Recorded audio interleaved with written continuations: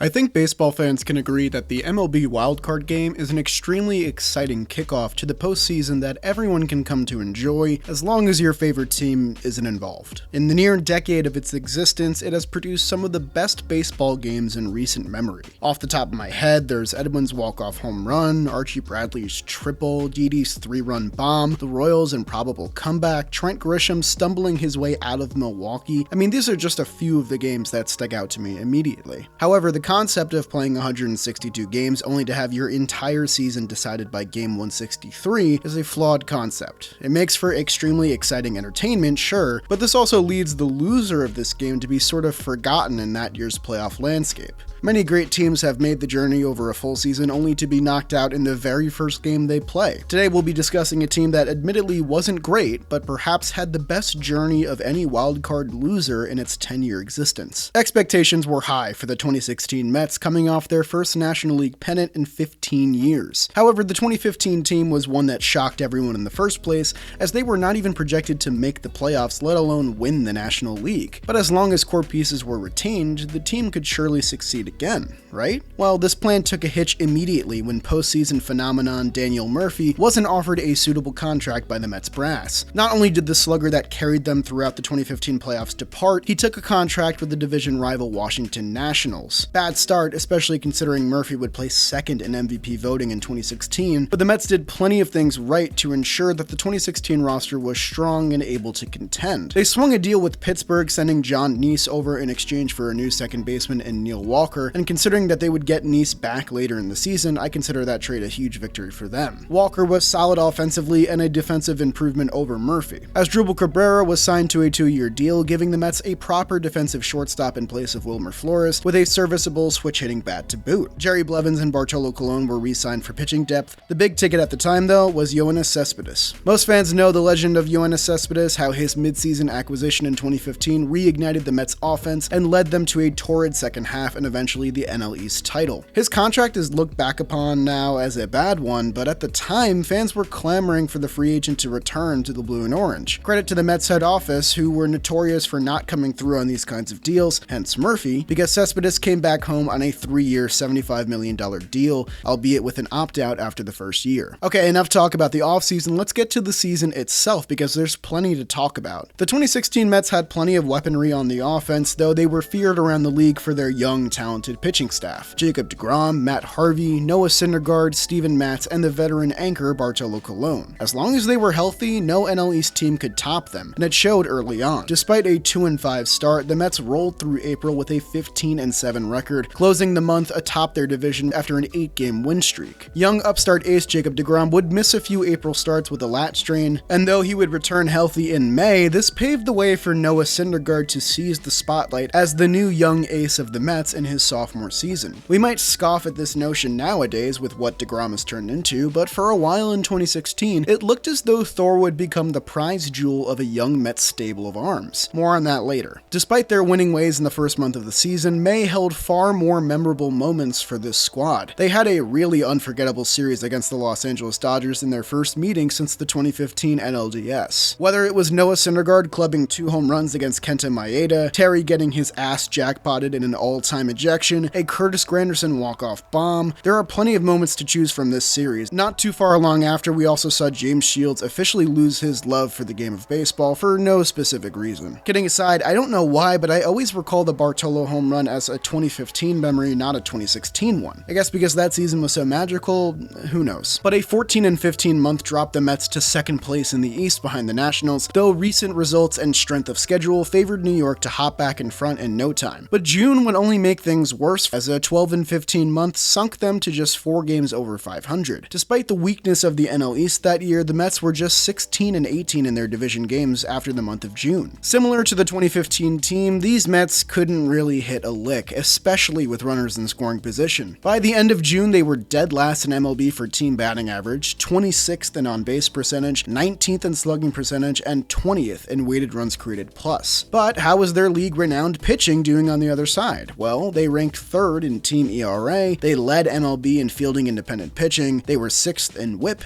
4th in strikeout to walk percentage, and 4th in SIERA. But pretty much every step of the way, they trailed their division rival in the Washington Nationals. While they had a leg up on them in 2015, things were very different in 2016, and that became clear pretty early on. As the month went on, the Mets began experiencing injury trouble. First, a back injury that would sideline Lucas Duda for 3 months. Neck troubles would keep David Wright from returning for the entire season, a sight all too familiar to Mets fans at that point. Called upon to replace them were free agent castaways James Deloney and Jose Reyes, both met with criticism for different reasons, but it was too early in the season to trade, so the Mets' hands were tied. It was either reach into the minor league depth that wasn't really there, or sign these two guys. Although we'd later learn the minor league guys were much more talented. We'll get to that in a little bit as well. In the starting rotation, both Noah Syndergaard and Steven Matz were pitching with bone spurs in their elbows, though both pressed on out of necessity. The Mets feared that they would lose Bartolo Colon for the rest of the season after he exited an outing against the Royals after throwing just 4 pitches. Luckily, this Whit Merrifield comebacker led to a bruise and nothing more. So injuries were happening left and right, some more severe than others, but the bullpen, led by Jerry Blevins, Addison Reed, and Jerry's Familia, remained healthy and registered a 3.35 ERA as a squad halfway through the season, which was 8th in MLB. Familia especially had been brilliant after his World Series meltdown, converting all of his first 36 save opportunities through the end of July. July rolled around with the Mets' head still hanging above rising water. The month opened with a 4-game sweep of the Chicago Cubs, extending their winning streak against them to 8 games dating back to the 2015 NLCS. Right after that set came an improbable 6-run comeback against the Miami Marlins, punctuated by a Yoenis Cespedes go-ahead 2-run double. Morale was finally looking up for the Mets, if only for less than a full 24 hours. Immediately following their hot start to July, it was announced that Matt Harvey, who surrendered the initial 6 runs in their last game against the Marlins, would undergo season-ending surgery for thoracic outlet syndrome. As most fans know, this triggered the beginning of the end for the Dark Knight, and for the 2016 squad, it sprouted a dark cloud that would hang over their heads for the rest of the month. The division rival Nationals strolled into town after and took 3 of 4 from the Mets at home, further distancing themselves in the standings to a season-high 6-game lead. And the Mets were tied with the Miami Marlins at 47 and 41, and it was becoming increasingly clear that the Nationals were going to run away with the NL East this year. It seemed that every time this team got some good news, bad news followed immediately, and that is sort of the law of the 2016 Mets. Another perfect example happens this month as well. Bartolo Colon was named as an all-star replacement for Madison Bumgarner, joining teammates Noah Syndergaard, Jerry's Familia, and Yoenis Cespedes. But the very next day, Syndergaard and Cespedes both suffered injuries against the Nationals, causing them both to miss the all-star game. Speaking of Cespedes, he was the heart and soul of this Mets offense to this point, no surprise there. While Michael Conforto, Asdrubal Cabrera, and Neil Walker had put together nice years, they and other Mets position players were too streaky to be relied on every day. At the all-star break, Cespedes' .303 batting average, .372 on-base percentage, .955 OPS, and 21 home runs were all team-leading values. So, at the time, that 3-year deal was looking like an absolute steal. Though he'd play the rest of the way after his temporary injury, he'd never be 100% again for the rest of the season and the rest of his Mets tenure in all honesty. So it's nice to appreciate this first half of 2016. Amidst all of their adversity, this scrappy team remained hard-nosed and played on through, going 11-9 in their first 20 July games, including a victory off of the back of Jacob deGrom's first career complete game, which was a one-hitter against the Phillies. This came before the club slumped to the end of the month, entering August with a 54-50 record. If you're going to recall any parts of this team's story, it's definitely going to kick in from these last 2 months, because that's when things really get into gear. August kicked off with a big move. After 9 seasons in Cincinnati, the Mets swooped in to win the Jay Bruce sweepstakes at the trade deadline, parting ways with Mets legend Dilson Herrera in the deal. I actually really hated this deal at the time because, like many other fans, I thought Dilson Herrera was the real deal. Another reason why I'm never going to be a GM, and I'm cool with that. Bruce made his presence known immediately with a 3-run homer in the final game of the Mets' opening set of August against the Yankees, which helped them split the Subway Series 2 games apiece. However, this would become really the only substantial thing Bruce did as a Met in 2016, as he immediately entered a slump he'd be mired in for the remainder of the season. He finished those 2 months as a Met with a .294 on-base percentage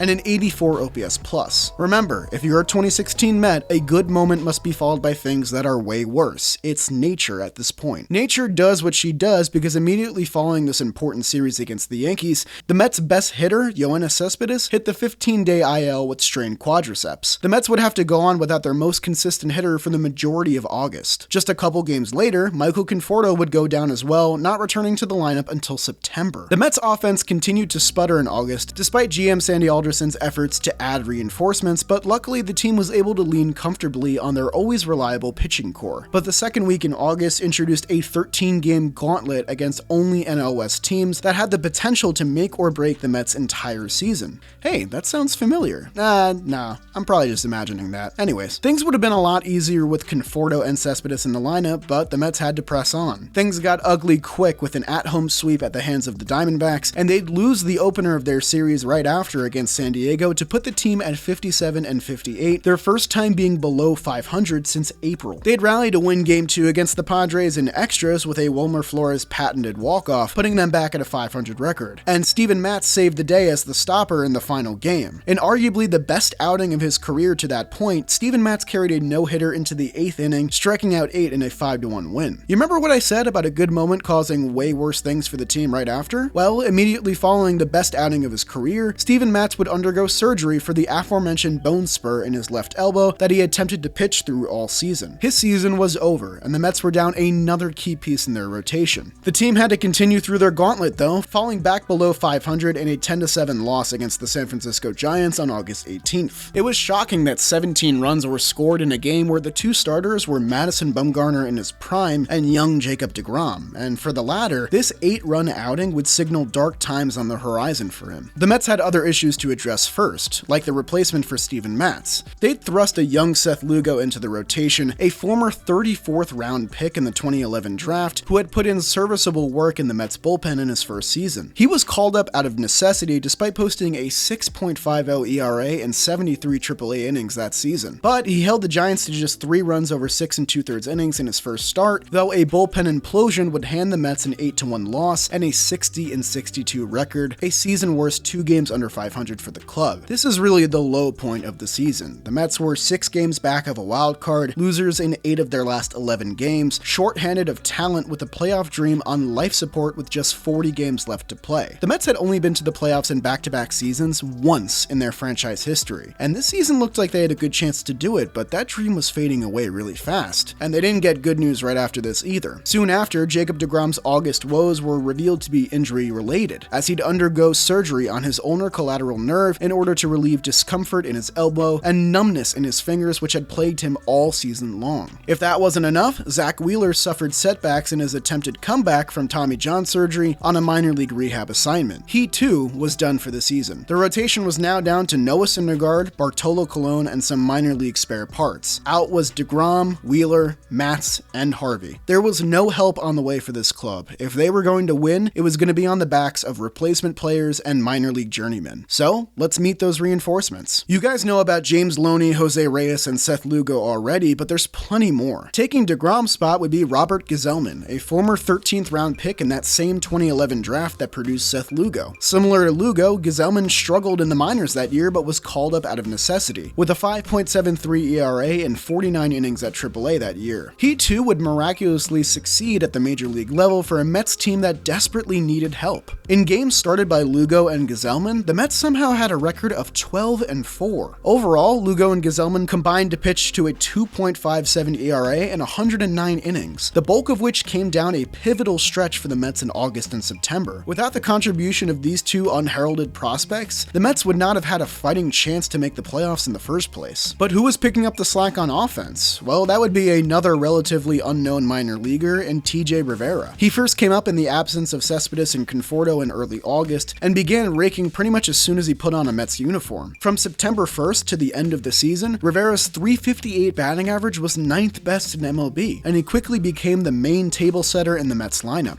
This trio of minor leaguers rejuvenated the Mets roster, as well as the timely return of Yoenis Cespedes, which helped the club to win 9 of their next 11 games after falling to 60-62. They entered the final month of the season with a 69-64 record, 2 games back of the second wildcard spot, competing with the Marlins and Pirates to catch the Cardinals and Giants. It was a 5-team race, and things were going to get hectic very quickly. After dropping the first 2 games of the month, the Mets rattled off 6 consecutive victories to place them at a record of 75-66, with possession of the second wildcard spot, a half game ahead of the Cardinals. The Pirates and Marlins both lost 7 of their first 9 September games, games, putting them both at 500 and 5 games back of a wildcard spot with 20 games left. This effectively removed them from the wildcard picture, making it a 3-horse race to the finish. Following their 6-game win streak, a 10th inning home run from TJ Rivera in Washington helped the Mets escape another sweep at the hands of the Nationals. This led to a pivotal series against the worst team in the American League, the Minnesota Twins. This was going to give the Mets a prime opportunity to sweep and make up ground lost against Washington with just 16 games left. The Mets took the first game handily thanks to 7 shutout innings from Bartolo Colon, but Game 2 had them cornered in the 10th inning, needing a hero in a 2-1 deficit. Up stepped Curtis Granderson, the only Mets position player to remain on the field consistently throughout the tumultuous 2016 season. He and Asdrubal Cabrera were the only 2 Mets to play in over 140 games that season. In a way, him being selected as the hero for this game was purely poetic, because while this team could always rely on their pitching, the same couldn't be said for pretty much any of their hitters. Curtis used his bat to tie things up in the 11th, then win it all in the 12th, both with solo shots. The momentum was fierce enough to lead the Mets to a sweep of Minnesota. This put them at a record of 80-69, now in the first wildcard spot above San Francisco. With the basement-dwelling Braves coming up next, the Mets had another series win on their minds to further push the envelope. Remember what I said about good moments and worse things that immediately follow? It still applies, guys. Come on, you should know better. The Mets suffered a trio of 1-run losses at home from the Braves, undoing the heroics of the Minnesota series and placing them in a 3-way tie for the wildcard spot, as they shared an 80-72 record with both the Giants and the Cardinals. This places us on September 22nd, which was the biggest game of the entire season. You'll see why soon if you don't know already. The Mets welcomed the Phillies for a 3-game set, and the always reliable Curtis Granderson opens the scoring with a 2-run blast in the second. The lead wouldn't hold for long, with longtime Met killer Ryan Howard tying things with a solo shot, and Cameron Rupp immediately following with a home run of his own. The score would sit at 3-3 until the 7th, where Cespedes, who had been the hero so many times that season, broke the ice with an RBI double. Once again, the lead wouldn't hold, as another Met killer in Michael Franco silenced the crowd with a long 3-run homer. This looked to be the nail in the coffin for a pivotal game for the Mets, as they fell behind 6-4, in danger of falling out of the wildcard spot for the first time since the beginning of the month. With 1 out and 1 man on in the 9th inning, Jose Reyes stepped into the box. We haven't mentioned much of Reyes during this journey, and regardless of your opinion on the ethics of him being brought in for this team, the fact is that he did a serviceable job in place of David Wright at third base all season long. Though he never had his signature moment, he was a valuable glove and table setter for this team that really did need one in the second half. If only for just this moment, he'd get to be the hero, beloved in Mets fans' eyes like the old days of the mid-2000s. Jose Reyes pulled a Jeanmar Gomez hanging slider into the bullpen to tie things up at 6-6 as the crowd erupted behind him. For one magic moment, we all found ourselves in 2006 again. This moment was fleeting, of course, as Jerry's Familia couldn't hold things down any longer in his second inning of relief work in the 11th. The Phillies once again jumped ahead by 2 runs, gearing up for an 8-6 win in 11 innings. But after a Michael Conforto walk and a Jose Reyes slapped single, up stepped Asdrubal Cabrera. Another player we haven't mentioned too much during this video, yet he is the player I think of when I think of this 2016 season. The only reason why